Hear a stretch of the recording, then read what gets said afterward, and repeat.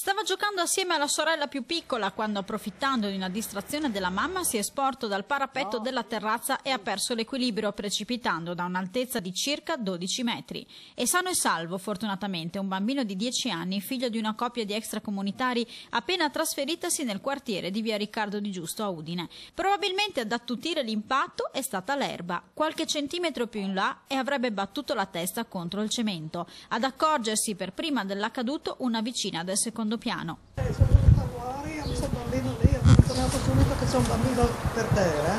Mi chiedevano solo piange, parla, quanti anni ha, non sai per terra, non so niente, io ho detto. Soccorso dagli operatori del 118, il bambino è stato visitato in ospedale ma non ha riportato né fratture né traumi. A prestare i primi aiuti un altro vicino. È venuta giù una signora gridando aiuto, siamo corsi fuori dalla finestra qui, abbiamo visto che c'era il bambino caduto dal terzo piano lassù e niente, siamo venuti giù, abbiamo dato una mano, mi ha messo una coperta al bambino che si lamentava, insomma, perché è stato chiamato il 118, sono arrivati subito quasi. Nel quartiere oggi non si è parlato d'altro e si grida al miracolo. Se fosse per conto mio metterei una statua della Madonna o di Padre Pio lì, che è stato un miracolo, se batte lì resta sì.